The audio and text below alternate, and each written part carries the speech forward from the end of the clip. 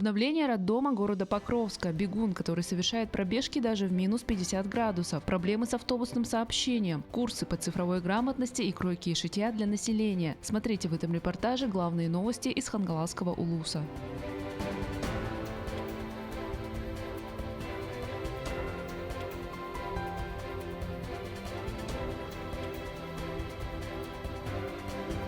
В городе Покровске презентовали обновленное здание акушерско-гинекологического комплекса. Капитальный ремонт произвели в юбилейный год. Нынче исполнилось 25 лет с момента его ввода в строй. Капремонт выполнили в рамках национального проекта здравоохранения. Были заменены кровля, система отопления, окна, двери, обновлены стены и полы в операционных блоках. Очень сильно преобразился входной корпус здания. Теперь это современное пространство, где каждая деталь продумана для удобства и благополучия пациентов.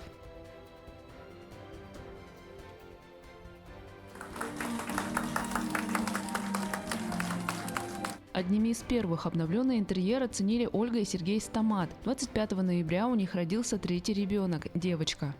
Меня радует новый интерьер на первом этаже. Сделано все красиво, со вкусом. Изменилась регистратура. Регистратура стала светлая, просторная. Регистратура – это в первую очередь лицо акушерского комплекса. После торжественной выписки началось чествование работников акушерско-гинекологического корпуса. За четверть века в стенах комплекса они сумели помочь тысячам женщин пройти через роды и получить квалифицированную медицинскую помощь в области гинекологии. За эти годы в стенах нашего роддома увидели белый свет 11 720 детей. Из них 5615 девочек и 6000 мальчиков больше, оказывается. 6105 мальчиков. На мероприятии присутствовали ветераны отрасли, которые с теплом вспоминают годы работы в роддоме.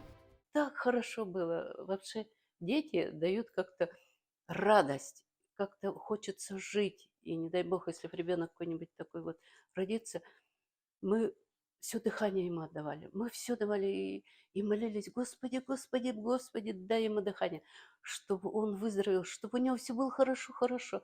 А потом, как мы радовались, прибежим и сразу к нему смотрим. Нормальный, розовенький, такой красивый лежит. Дети, новорожденные дети очень красивые, очень красивые. Акушерско-гинекологический комплекс продолжит развиваться и преображаться. Во-первых, в скором времени здесь будут проводить сложные лапароскопические операции. А во-вторых, в следующем году стартует второй этап капитального ремонта здания с охватом наружной территории. Вызов себе и морозам. Житель города Покровска Олег Мигалкин практикует круглогодичные утренние пробежки. Его не останавливают ни жара, ни ветер, ни дождь и даже не холод. Холодно, холодно, но ничего, ведь рядом с тобой мне горячо. Вот под такие задорные треки каждое утро отправляется на пробежку покровчанин Олег Мигалкин. И пусть градусник показывает минус 40 или минус 50 на улице, это мужчину не останавливает. Экстремальным бегом Олег начал увлекаться с 2019 года, когда закончил работать в системе исполнения наказаний и вышел на пенсию по выслуге лет. До этого бегал, только до ноября месяца, пока начинались холода, минус 20, минус 15, прекращал бегать. А как вышел на пенсию, уже что-то задумался, может быть, круглый год бегать. Минус 40, минус 50. Оказывается, ничего страшного, можно бегать. Маршрут у Олега Мигалкина не меняется. Как правило, он делает круг по улицам Покровска. Летом преодолевает расстояние 9 километров, зимой чуть поменьше – 7 километров. Для зимней пробежки он выбирает довольно легкую, на первый взгляд, одежду. Зимой сложно замерзнуть во время бега. Я просто в футболке теплой и масть такая теплая. Намордник специально в этом заказал. В ателье сшили мне несколько штук, закрывая лицо, чтобы дышать не холодным воздухом, а в намордник. Тепло лучше не одеваться, чтобы не было очень жарко и тяжело. На утренний марш-бросок герой сюжета выходит часов в 6. Средняя продолжительность пробежки – 40 минут. По утрам мало народу, в основном таксисты ездят. Но вот так, кто на остановках стоит, я думаю, просто удивляются, увидев замороженного человека. Зимний температурный рекорд случился у Олега Мигалкина пару лет назад. 57 градусов было как-то. Это где-то лет года 4 назад, наверное. Еще даже ветер был. Да, нет, года 3 назад, это, по-моему, в 21 или 20 году было 56 градусов минус. Помимо экстремального бега, мужчина также практикует обливание холодной водой. После пробежки и обливания чувствуешь себя как молодой мальчишка, лет 20-25. Много энергии, хочется что-то много сделать, поработать. Стоит отметить, что экстремальный бег в мороз и обливание холодной водой подходят не всем. По крайней мере, к этому надо методично готовиться, настраивать организм. Ни в коем случае не практикуйте бег в минусовую температуру без специальной подготовки и экипировки. В Хангаласском Улусе сложилась проблемная ситуация с автобусами, как с внутригородскими, так и с межпоселенческими. Люди вынуждены искать альтернативные способы передвижения, тратя большие суммы на такси или вовсе добираясь пешком в крепкий мороз, что может быть чревато.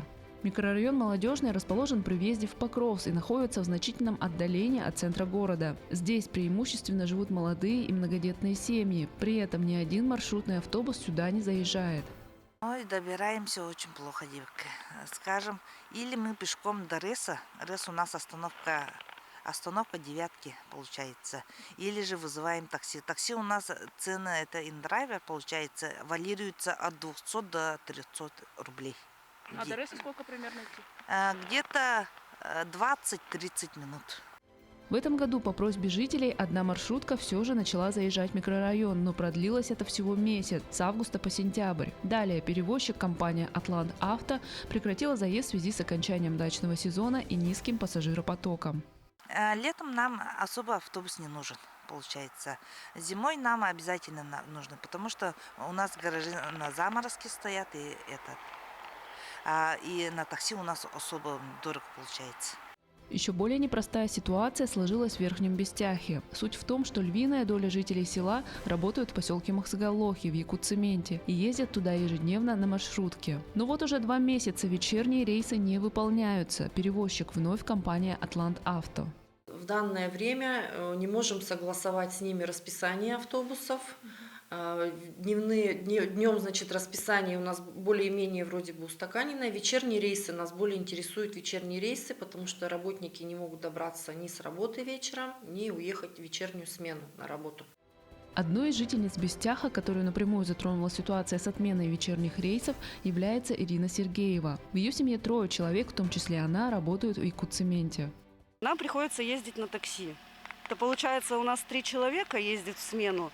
И с каждого по 4 тысячи в месяц только на такси, помимо автобуса мы тратим. Автобус нам завод оплачивает, а такси не оплачивает. Это получается, на 3 у нас выходит 12-13 тысяч, когда как. Мы за эту сумму можем снять квартиру в Махсагалохе, но мы любим свое село, мы хотим жить здесь и хотим ездить так же, как раньше ездили. Мы вышли на перевозчика, компанию «Атлант Авто», чтобы выяснить, что у них происходит. Как оказалось, вечерние рейсы по маршруту Махсагалох-Бестях были сняты из-за загруженности водителей. У нас 3 маршрута рабочих: 113, 114 и 110. На них задействованы 3 водителя каждый день. Они, получается, вот в 5 утра уезжают уже, как говорим, и будут ездить до 10 вечера, получается. И у этих 3 водителей нет понятия дневная или вечерняя смена, их просто некому заменить. Кадровое голодание, как говорится, по всей республике, наверное, это. Водителей D-категории совсем мало, никто не хочет идти работать. Из-за этого у нас водители все пенсионного возраста, и вот они не могут на 2 смены никак работать, не хватает. «Атлант Авто» для полноценной работы на всех линиях не хватает как минимум 2 водителей из категории D. Всего по Улусу курсируют автобусы только 2 перевозчиков – «Атлант Авто» и индивидуальный предприниматель Елена Игнатьева. Последняя обслуживает лишь город Покровск и по ситуации с микрорайоном Молодежный высказалась в пользу заезда, в случае, если власти финансово поддержат, а ГАИ выдаст спецразрешение. При этом заезд в микрорайон при положительном исходе ситуации будет осуществляться именно в зимнее время. В городе Покровске колледж цифровых технологий «Айтын» проводит курсы по цифровой грамотности, а также курсы кройки и шитья для населения. Пройдя данные курсы, можно получить новую профессию или применить полученные знания в своей работе. Колледж цифровых технологий «Айтын» и детский сад Сардана осенью этого года заключили договор социального партнерства. И первым совместным мероприятием стало обучение цифровой грамотности работников детского сада. Курс цифровой грамотности с нашего детского сада прошли 12 человек. все сотрудники предпенсионного, пенсионного возраста. Проходило обучение очно. Мы посетили колледж, ходили туда, обучались. Обучение шло по 4 блокам – видеомонтаж, инфографика, программы Figma и Excel. Также преподаватели колледжа рассказали о скрытых возможностях мобильных телефонов, а также объяснили, как обезопасить себя от цифровых мошенников. Одной из тех, кто успешно прошел курс, является старший воспитатель детсада с педагогическим стажем свыше 20 лет Аксинья Ушницкая. Ну, в своей работе я начала применять программу Figma. На этой программе я уже делаю пригласительные, могу сделать открытки, могу сделать даже видео. Также на базе колледжа проводятся более долгосрочные курсы кройки и шитья. Шитье – это не только увлекательное хобби, но и возможность дополнительного заработка или освоения новой рабочей профессии. Программа курса включает в себя обучение основам шитья, работе на швейной машине, создание 3 видов изделий – юбка, брюки и платье. От слушателя требуются только материалы, то есть, что она хочет шить, да, это вот на брюки, на платье, на юбки. Остальное все есть, база, все предусмотрено, машинки, также еще и предусмотрены методички. По окончании курса, который длится 1 месяц, выдается официальный документ – свидетельство о получении профессии швея. Пока что на курсы записываются только жительницы Покровска, но в скором времени планируется запуск онлайн-курса с охватом сельских населенных пунктов Улуса.